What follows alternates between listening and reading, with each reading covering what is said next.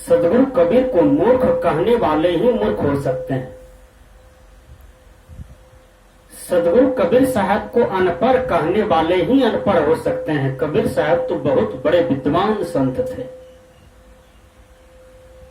यदि वो विद्वान नहीं थे तो इतना सुंदर कबीर मानसूर सदगुरु कबीर साहब का जो संदेश अभी हम लोग पढ़ते हैं, जिनका मुख्य ग्रंथ कबीर साहब का बेजक है, बेजक को पढ़िए, उसमें इतना जटिल जटिल शब्द है, हिंदी शब्द है, बड़े बड़े वैज्ञानिक को, बड़े बड़े विद्वान को समझ में नहीं आता है कि इतना बड़ा जटिल शब्द कहां से सदगुरु कबीर साहब जी लाए। उनका संधि विच्छेद बड़े बड़े विद्वान नहीं कर पाते हैं, उनका शब्दार्थ नहीं निकल पाते हैं। ऐसे संत कबीर साहब को मूर्ख कहना, जो मूर्ख कहेंगे वो खुद ही मूर्ख हो सकता है, जो अनपढ़ कहेंगे वो खुद ही अनपढ़ हो सकता है। इसलिए सदगुरु कबीर साहब जी विद्वान संत थे, पढ़े लिखे संत थे। उनके बीजक से पता चलता है कि पढ़े लिखे थे, बहुत बड़ी डिग्री उसके जीवन में भी होगा।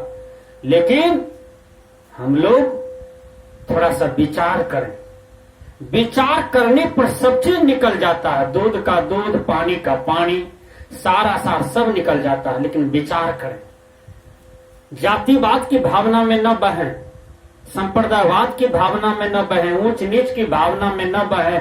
यदि कबीर साहब को समझना हो तो उनको बेजक को पढ़िए तो पता चल जाएगा कबीर साहब बहुत बड़े विद्वान संत हुए। रविंद्रनाथ टैगोर से पूछे गए कि व्हाट इज कबीर, कहा कबीर क्या है, तो रविंद्रनाथ टैगोर ने कहा कबीर तो समुद्र है।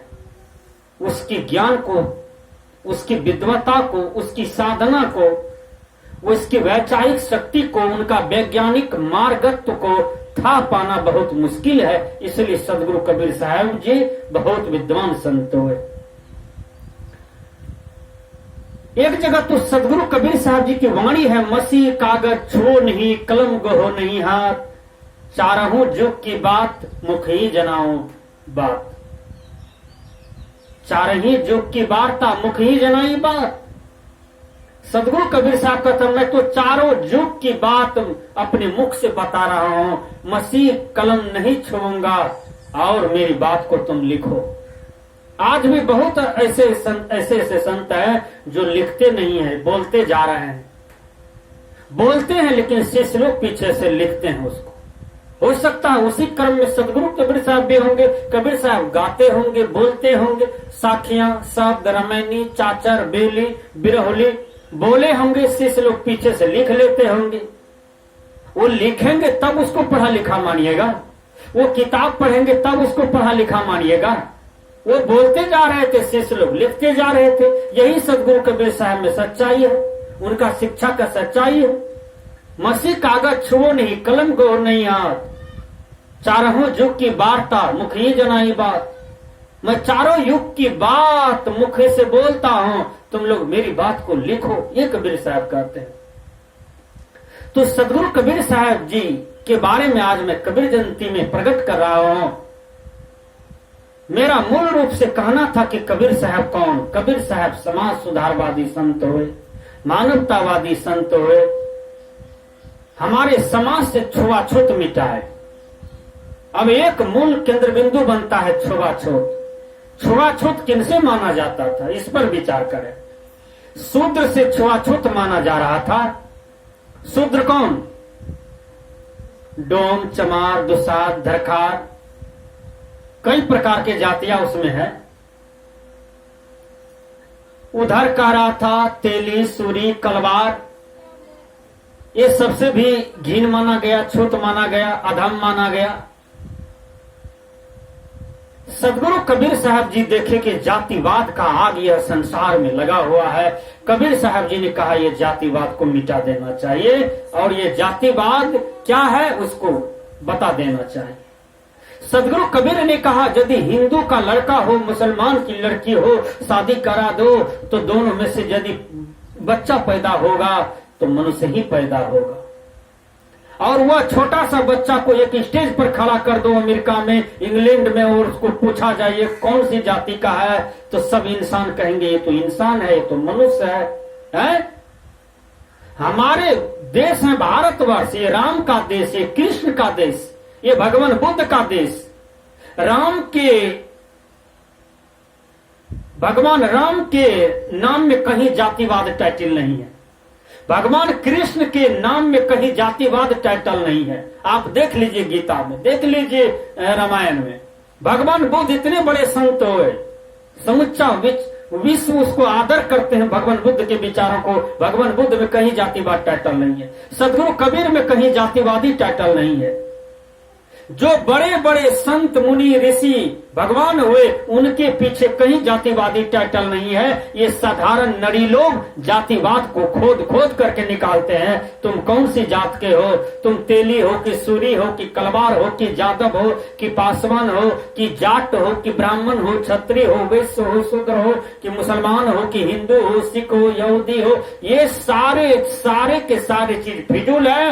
ये बिल्कुल झूठ है, बिल्कुल महान झूठ है। यह झूठ का त्याग कर देना चाहिए। कबीर साहब ने जातिवाद को मिटाया। कबीर साहब कहते हैं मनुष्य की शादी हो जाए तो मनुष्य पैदा लेगा। इस बीच में न हिंदू आवे, न मुसलमान आवे, न सिख आवे, न यहूदी आवे, न ब्राह्मण आवे, न क्षत्रिय आवे। केवल इंसानवादी आ जाए, मानवतावादी विचार आ जाए। मनुष्य पैदा लेती है। जाति तो पशुओं का होता है। कुत्ते की अलग जाति है, गाय की अलग जातियां हैं, गधे की अलग जातियां हैं, कौवा मैना की अलग जातियां हैं, पक्षी में भी देखिए बगड़ों की अलग जातियां हैं, मुर्गा मुर्गी की अलग जातियां हैं, कबूतर का अलग जातियां हैं। तो जाति तो पशु पक्षी में होता है, मनुष्य में नहीं। मनुष्य में शरीर भाव से केवल दो जाति है, एक नर एक नारी, एक मानव एक मानवी। तो सदगुरु कबीर साहब जी इतना सुंदर ज्ञान लखाते हैं कि सदगुरु कबीर कहते हैं कि जात पात को मिटाओ और अपने दिल में आत्मज्ञान की प्रकाश को लाओ। तो सदगुरु कबीर साहब जी जातिवाद को हटाते हुए कहते हैं कि मानव या धरती पर सब मानव है, सब महान है, सब एक समान है, सबका सब कुछ एक समान है। इसलिए इसमें किसी भी प्रकार की जाति नहीं है। क्या जाति कोई परमात्मा बनाया? विचार कीजिए। जाति कोई भगवान बनाए? नहीं। जाति किसी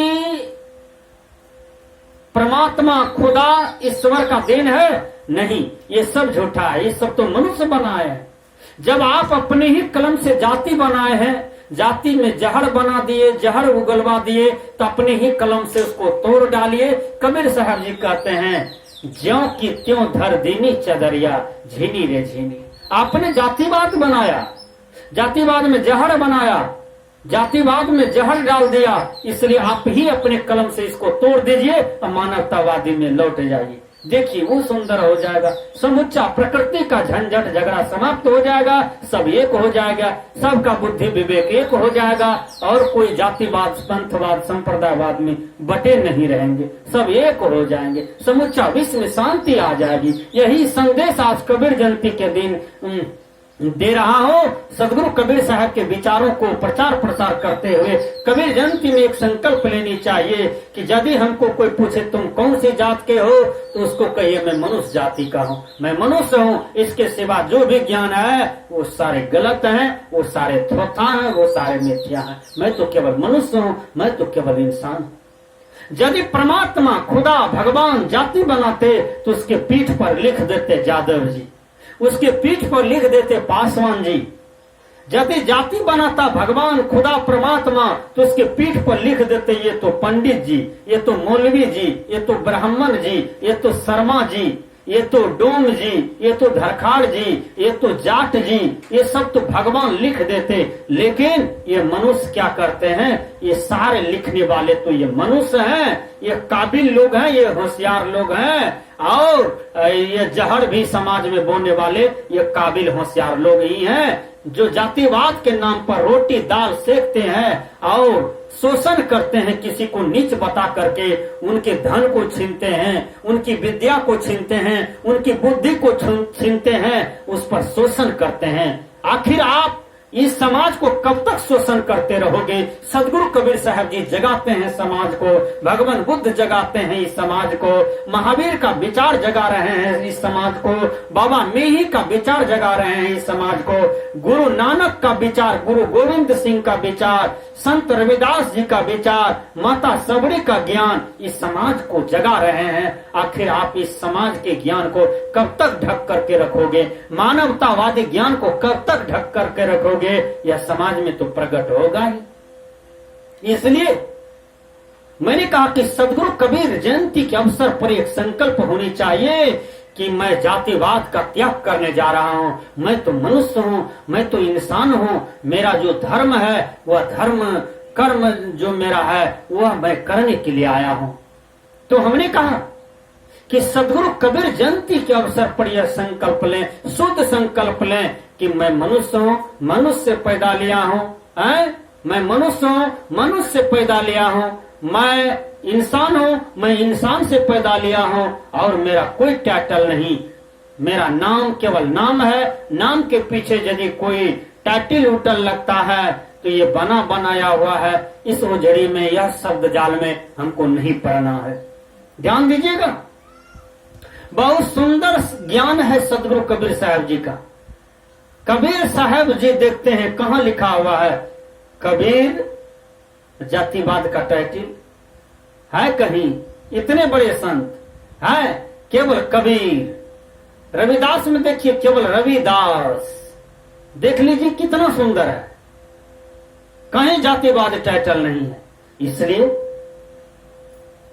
हम साधु संत, हम साधक ब्रह्मचारी गण, गुरु सन्यासी होते हुए यदि यह जातिवाद को हटाने में सक्षम हो रहे हैं, इनका प्रचार प्रसार करने में सक्षम हो रहे हैं, तो सक्षम होकर के समाज में बढ़िया बढ़िया ज्ञान बांट करके जातिवाद के अनुसार जो आज देश में वोटिंग में होता है, समाज में वोटिंग होता है, इससे समाज शोषित हो रहा है। समाज में अच्छे प्रत्याशी नहीं आ पाते हैं, अच्छे सेवक नहीं आ पाते हैं और समाज का विकास नहीं हो पाता है। इसलिए जातिवाद को मिटाओ, मानवतावादी को लाओ।